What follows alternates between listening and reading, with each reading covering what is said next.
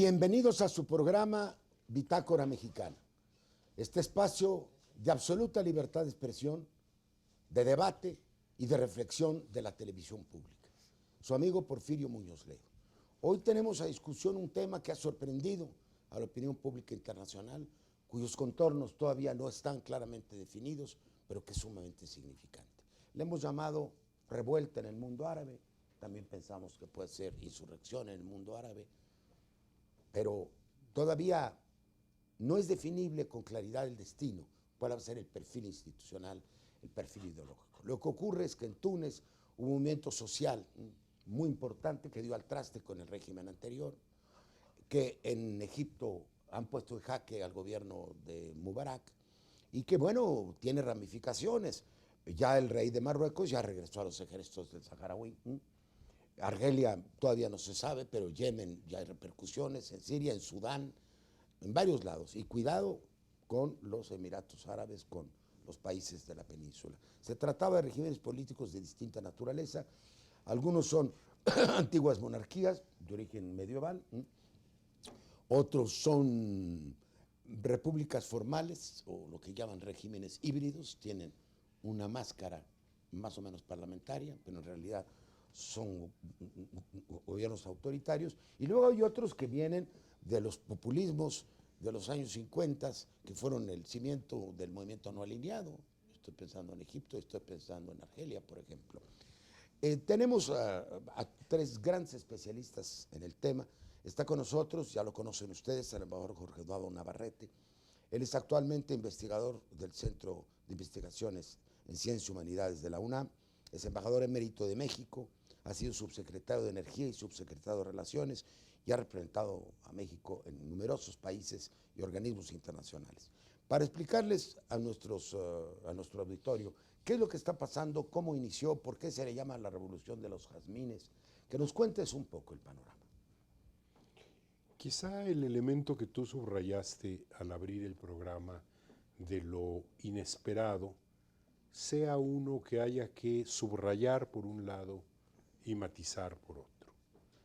Antes del 15 de enero, antes del suicidio del joven tunecino, que de alguna manera fue el disparador. Por un tema de empleo, ¿verdad? Por un tema de empleo, de las cuestiones que vinieron después, quienes no estaban examinando y familiarizados con los entresijos de los países del Magreb y más ampliamente África del mundo árabe, incluyendo el Medio Oriente, sí les resultaba sorprendente que ocurrieran estas cosas y que ocurrieran con la velocidad y, en el caso de Túnez, con la contundencia con la que se dieron, provocando la salida de un presidente que tenía 30 años en el poder y tuvo 30 minutos para tomar un avión y ponerse a salvo.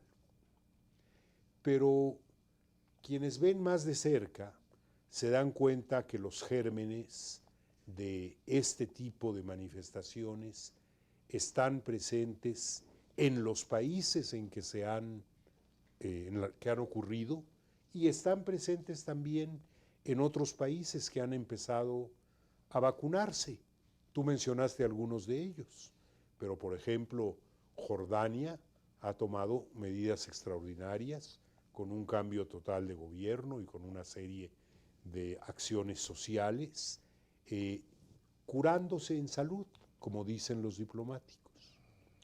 Yo pienso que es importante, por un lado, dedicar algo de atención a lo que en efecto está ocurriendo, sobre todo en Egipto, el más importante de los países de esta región del mundo. Y socio de los Estados Unidos. 80 millones de habitantes. Algunos le denominan régimen cliente de los Estados Unidos. Expresión esta un poco más larga que la de socio, pero que en el fondo dicen lo mismo. Creo que vale la pena dedicar atención a esto y quizá también tratar de intercambiar puntos de vista sobre qué vemos para más adelante, tanto en Egipto como en el entorno regional más amplio al que corresponde, sin olvidar la relación con los otros dos actores clave que han estado ahí ante la ausencia lamentable de la Unión Europea. Los otros Eso es dos importante. autores clave que han estado ahí son Israel y Estados Unidos. Así es. Yo quiero presentar, y ya lo conocen ustedes también, a un muy distinguido profesionista mexicano, Alfredo Jalife Ram. Él es experto en asuntos internacionales, ha sido invitado por la ONU a diversos seminarios sobre el Medio Oriente, ha hecho estudios sobre Egipto y Jordania, es miembro de la Academia de Ciencias de Nueva York y profesor de posgrado en la Facultad de Administración de la Universidad Nacional Autónoma de México. Su especialidad en esos cursos es geopolítica, que es su pasión, y los asuntos internacionales. ¿Tú verías el fenómeno de modo semejante, Alfredo? Mira, yo le daría primero el marco global. Estamos, que no hay que perder de vista. Y luego ver el efecto regional y ya el local. Son tres diferentes. Muy bien. El global, el efecto Bernanke. Ben Shalom Bernanke, gobernador de la Reserva Federal, imprime billetes en forma masiva. Lanza 600,000 millones de dólares. Le llaman quantitative easing, es decir, una facilitación cuantitativa de corte monetarista que infla todas las materias primas.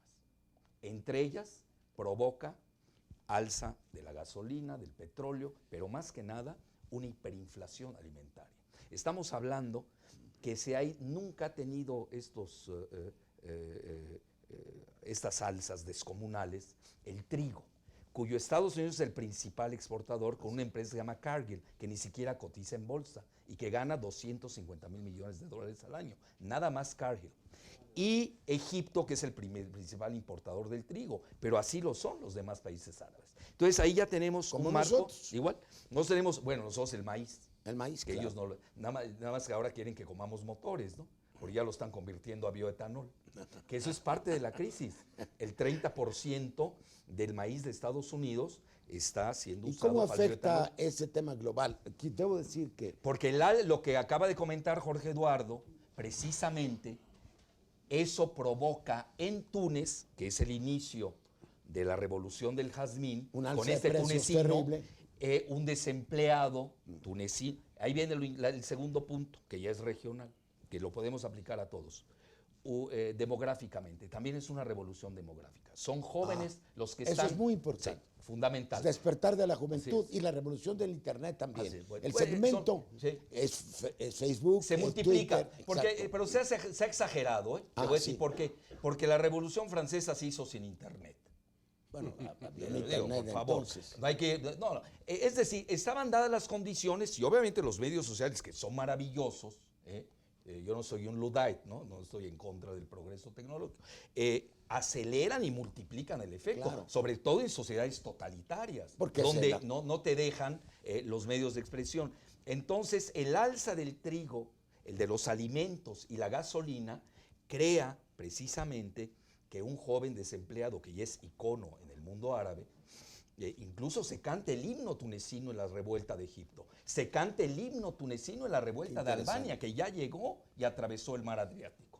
Qué bueno. Yo quiero decir que este enfoque global corresponde a la especialidad de Alfredo. Él aquí 2 libros recientes, El fin de una era, Turbulencias en la globalización, que es de lo que estamos hablando, y el híbrido mundo multipolar. Tenemos también como invitado a Farid Kahar. Él es doctor en gobierno de la Universidad de Texas en Austin, es profesor, investigador visitante en la División de Estudios Internacionales y Especialización del CIDE, es profesor en la maestría de Ciencia Política y justamente él da cursos sobre globalización y estados nacionales. Profesor, ¿usted tendría esta misma visión? Sí, los detonantes inmediatos parecen ser dos: el incremento del precio de los alimentos, el incremento del precio del petróleo. En ambos casos son shocks externos, no tienen que ver con lo que pasa dentro de esas sociedades, aunque en esas sociedades este tema es particularmente sensible porque estamos hablando del norte de África, donde está el desierto más grande del mundo. Países como Egipto importan más de la mitad de los alimentos que consumen. Si los precios internacionales de productos básicos como el trigo virtualmente se duplican en poco tiempo, como ha ocurrido, eso tiene un impacto sobre, digamos, la canasta básica. Y su migración hacia el exterior se ha reducido. Ya no tienen tanto la escapatoria de la migración, ¿o sí? Bueno, en el caso de Egipto no era tan importante la migración hacia Europa, como en el caso de otros países del norte de África, como Marruecos, Argelia o Túnez, era más bien hacia el Golfo Pérsico. Esa sigue existiendo, aunque digamos ahora los inmigrantes árabes en el Golfo Pérsico tienen la competencia de inmigrantes de otras regiones del mundo como el este de Asia, ¿no? Pero digamos, el tema es importante porque el impacto de los alimentos se siente en toda la región. El impacto del petróleo, sin embargo, es distinto dependiendo del caso. Hay países que, como Argelia y Libia, son exportadores de petróleo e incluso pueden darse el lujo de utilizar parte de los excedentes que reportan los altos precios del petróleo para subsidiar alimentos. Egipto está en una posición intermedia, no es un gran exportador de petróleo, aunque tiene algunas reservas, pero los países sin petróleo han sufrido un doble impacto, el alza de los alimentos y el alza del petróleo, ¿no? En el caso, además de estas sociedades, en el plano económico, lo interesante es que no Esos son los detonadores. Sí, pero en el inmediatos. background está un sector de la población que se ha modernizado, Sí, que está abierto, y curiosamente, a las corrientes del pensamiento occidental y a Sí. la tecnología, ¿no es así? Sí, son jóvenes, a ver, son sociedades en donde 2/3 aproximadamente de la población, digamos, son menores de 30 años, una gran cantidad de jóvenes. El desempleo no es muy alto porque el desempeño económico de los años previos no había sido particularmente malo, pero es alto entre los jóvenes. ¿A qué tasa están creciendo esos países más o menos? En promedio. Egipto 5% en Túnez? los últimos años. Túnez, no sé exactamente en los últimos años, pero Túnez en un lapso de un cuarto de siglo había tenido tasas de crecimiento relativamente Del 6 al similares. 7, ¿verdad? O sea, no es tanto un problema de una economía, por lo menos no en la última década, salvo los 2 últimos años, de una economía ¿Más en inversión implosión. occidental en Túnez que en Egipto? En ambos, ¿no? En ambos. En ambos. En el caso de los jóvenes, es una gran cantidad de jóvenes con tasas de alfabetización y estudios superiores, incluso crecientes. ¿No son los ninis de allá? Los que tienen ni empleo Son ni 3 trabajo. ninis. Sí. Ninis. ¿Por qué 3? Porque no tienen empleo, no van a la universidad y no tienen para comer. Bueno, ya fueron a la universidad. Ya fueron. Pero no mucho. Y no consiguieron Nos trabajo. están llamando a otro bloque. Creo que estamos precisando bien los conceptos. Vamos a otro bloque.